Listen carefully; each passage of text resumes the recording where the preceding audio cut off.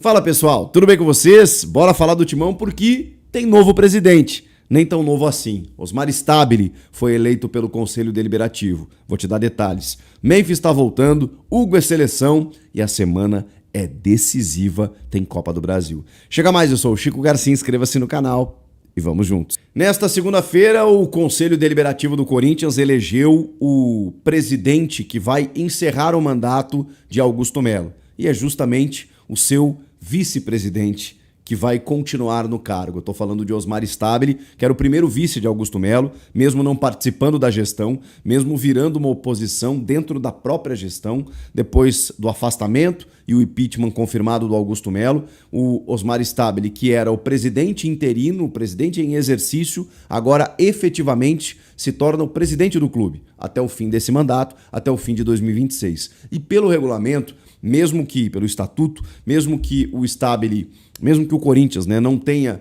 previsto lá no seu estatuto a reeleição, ele ainda pode concorrer. Exatamente porque acaba cumprindo ali um espaço, uma lacuna como um mandato tampão, e ele pode concorrer no pleito ao fim de 2026, e aí seria um presidente que teria mais tempo do que os demais, caso ele seja eleito mais uma vez no fim de 2026, mas aí ele vai depender do sócio torcedor, né, os votantes ali que estão aptos a realizar o pleito. Porque nessa votação do Conselho Deliberativo é o que a gente chama de uma eleição indireta.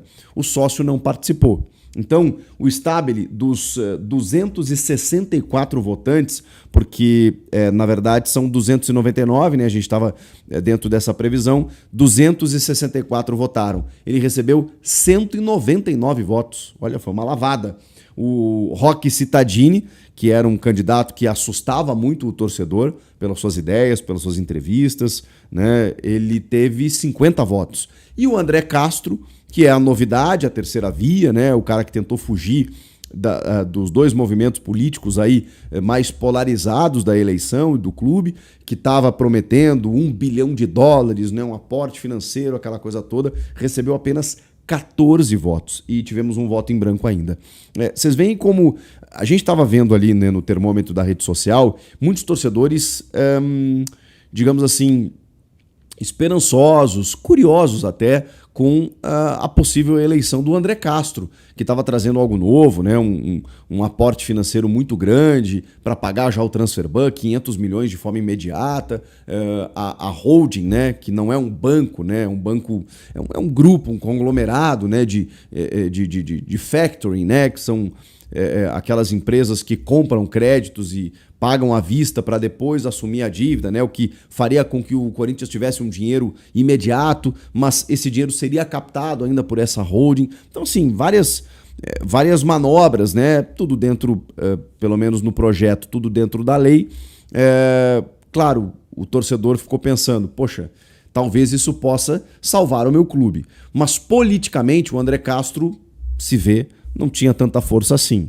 Então por isso que a gente ficava até difícil de prever alguma coisa, porque daqui a pouco para o torcedor empolgado em ver um investimento alto no clube, ele poderia votar no André Castro, mas não era o caso dentro desse formato da eleição. E às vezes faz parte de um posicionamento político para ali na frente, quando ele se candidatar e aí sim for para o pátio, daqui a pouco ele tem um respaldo maior, as pessoas já conhecem, porque eu realmente não conhecia o André Castro, acho que boa parte do torcedor também não, quando ele se lança candidato desta maneira, dando entrevistas e tudo mais, as pessoas começaram a conhecer um pouco mais. E a política é isso, né? É uma construção gradativa do seu nome, das suas ideias, dos seus projetos. Mas o Osmar Stabile era o cara que estava lá dentro, é o que a gente chama que tinha a máquina na mão, que já tinha conversado com as pessoas e que já tinha iniciado essa reconstrução do clube. Eu assim, fazendo algum juízo de valor, eu tenho pouca margem, pouca amostragem para analisar o trabalho do Osmar Stabile. Agora, eu preciso dizer que ele pegou o clube numa situação completamente adversa, o negócio pegando fogo, e ele chegou como um bombeiro ali para tentar solucionar algumas coisas. E ele conseguiu ali a extensão, a renovação do contrato com a Nike, por exemplo, melhorando ainda mais o contrato. Enfrentou o transfer ban, enfrentou algumas outras dívidas que ele teve que pagar, toda essa pressão, né? Muita gente pedindo a saída do Memphis, do Fabinho Soldado. Aliás, na entrevista coletiva de apresentação, né, como presidente oficial do clube. Ele foi questionado sobre o Fabinho Soldado, porque muita gente dizia que ele estava, enfim, pressionado no cargo. Bom, o Cittadini já tinha dito que não manteria, em outras palavras, né? O André Castro não tinha se posicionado, mas em princípio sim, manteria o Fabinho. E o Stabile disse que sim, que está acompanhando ele, que ninguém, não teremos mudanças no futebol. E isso vale também para um diretor estatutário, cargo que o clube não tem desde a saída do Rubão. Ele disse que não vai mexer no futebol agora e que o Fabinho está fazendo esse trabalho aí, está tudo certo. Sobre o Transferban, na negociação com o Santos Laguna, ele confirmou que o clube fez oficialmente 3 propostas, mas fez até mais, e que essa última já está na FIFA, para que a FIFA converse com o Santos Laguna, que estão irredutíveis exatamente pelo fato deles terem pedido uma negociação desde sempre, e o Corinthians nunca respondia para os caras. Então eles estão aqui, ó, eles não estão mais nem aí. E agora o Corinthians está via FIFA tentando sensibilizar os caras com o valor que o Stabile diz que o Corinthians tem nesse momento, que é 70% da dívida, e que não é 33 milhões. Como se noticia, porque como tem um ágio, tem impostos, tem os juros e tudo mais, você coloca aí mais uns 8 milhões, então passa dos 40 milhões de reais só o valor do Félix Torres, fora os outros, né? Rodrigo Garro, o Maicon, o Rojas, que são dívidas que ainda não determinaram o Transferban, mas que o Corinthians tem que estar preparado. E ele falou, cara, a gente tem 70%, a gente não tem o valor total. Se a FIFA aceitar e convencer o Santos Laguna, a gente paga. Senão, não tem o que fazer. A gente vai ter que ir atrás desse dinheiro aí, porque a gente precisa derrubar esse Transferban. Tem uma semana aí para terminar a janela de transferências, se o Corinthians quiser contratar alguém. Falou a respeito de várias questões, da reforma do estatuto, que vai ser uma prioridade. O Tuma também falou sobre isso. Enfim. O Leonardo Pantaleão foi eleito o presidente da comissão de ética e o vice-presidente do conselho. Essa eleição também ocorreu dentro da mesma eleição ali no Parque São Jorge. Mas enfim, voltando ao Stabile, ele se posicionou, né, politicamente, ele assumiu o clube nesses 2 meses e está participando dessa reconstrução.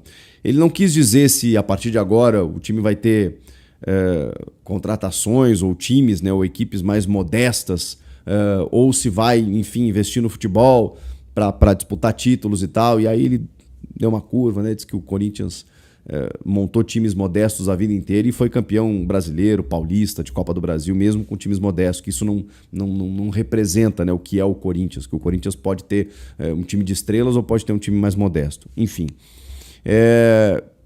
Então o Corinthians tem um novo presidente, né? Um novo que já estava por aí e que tem força no conselho e que tem a confiança das pessoas que lá estão no clube para que ele continue desenvolvendo esse trabalho. Osmar Stabile segue no comando. E aí no futebol, dentro de campo, nós temos uma semana altamente decisiva. E ela já começa com uma boa notícia para um dos grandes jogadores do elenco. Hugo Souza, convocado por Carlo Ancelotti para representar o Brasil nas eliminatórias contra Chile e Bolívia, dias 4 e 9 de setembro. E aqui tem um detalhe importante. Ele foi convocado junto do Alisson e do Bento. E o Ancelotti disse, sobre outros nomes inclusive, que alguns jogadores ele já conhece e que ele não precisava convocar dessa maneira, que ele precisava testar outros. O Brasil já está classificado e é normal que ele utilize esses jogos para isso. Fica a questão, será que o Hugo vai jogar? Porque o Alisson ele já conhece. Por que ele convocou o Alisson então se ele quer conhecer outros jogadores? Então daqui a pouco o Bento foi titular naquela goleada para a Argentina, né? Ainda sem o comando do Ancelotti, e ele convoca o Hugo Souza como um terceiro goleiro. A gente deduz, né, que seja um terceiro, né? Não sei. Será que ele vai ter oportunidade? Só que aí tem um complicador para o Corinthians. Porque a CBF alterou a data do jogo de volta contra o Atlético Paranaense na Neoquímica Arena, jogo de volta das quartas de final. O jogo de ida nessa semana na quarta-feira. O jogo de volta seria 11 de setembro, na quinta. Vai ser na quarta, dia 10 de setembro. Só que o Hugo está convocado para esse jogo contra a Bolívia em El Alto, na altitude, na terça-feira, dia 9. Se o Hugo não jogar, facilita as coisas, mas antes ele tinha 2 dias para poder retornar dentro de uma logística interessante. Agora não, agora é no dia seguinte. O Corinthians vai ter que fretar um voo para que o Hugo Souza volte, porque ele é imprescindível para o clube, para que ele jogue na quarta-feira. Agora, se ele jogar, é goleiro, né? Eu sei que tem uma condição, às vezes, especial, mas ele vai jogar na terça e talvez tenha que jogar na quarta. E tem que fazer toda essa logística para dar tempo. A CBF deu uma atrapalhada aí, porque na quinta-feira ele voltaria na quarta, teria um dia, né, para jogar na quinta. Agora não. Agora ele já tem que voltar no dia do jogo e para representar o Corinthians numa decisão, podendo o clube chegar numa semifinal de Copa do Brasil. Tá? Então tem esse detalhe aí com o Hugo convocado e a mudança de datas no retorno. A gente também teve como notícia nessa segunda-feira a renovação de contrato do menino André Luiz.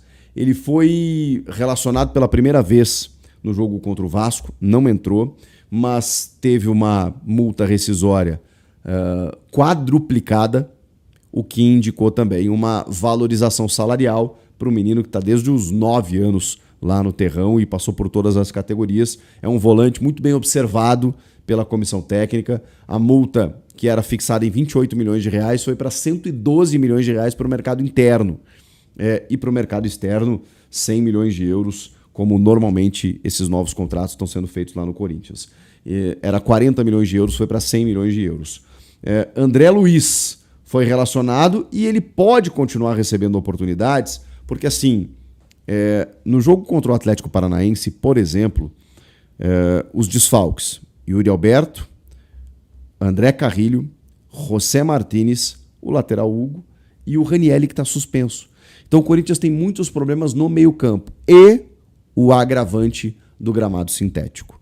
Por que eu estou dizendo isso? Porque a gente sabe que o Rodrigo Garro está se queixando de dores no joelho, não jogou contra o Vasco como titular, entrou no segundo tempo, e o Dorival disse que vai ter que fazer com ele isso a partir de agora, porque ele está no sacrifício, ele está se doando, mas ele tem dificuldades. A grama sintética tem um impacto muito maior para o joelho. Vai sem o Garro, não tendo Carrilho, Martínez, Yuri, podendo não ter Memphis, não tendo Ranielli, e aí o André Luiz pode muito bem ser relacionado mais uma vez, pode ganhar até alguns minutos nesse primeiro jogo já. Fica difícil a gente prever um time aí, né? Mas agora o Maicon tá de volta, aí você tem Rian, você tem Charles, você tem o Bidon, você tem a galera toda ali para povoar o meio de campo. Não vai ter como fugir disso, né? Diante de tantas ausências. E aí tem o alento e a possibilidade do Memphis. Só que eu também me questiono se ele vai colocar o Memphis no gramado sintético, como em relação ao Garro. Pode ser que o Garro seja titular, já que ele não foi contra o Vasco, só que tem derby domingo. E aí, como é que você faz?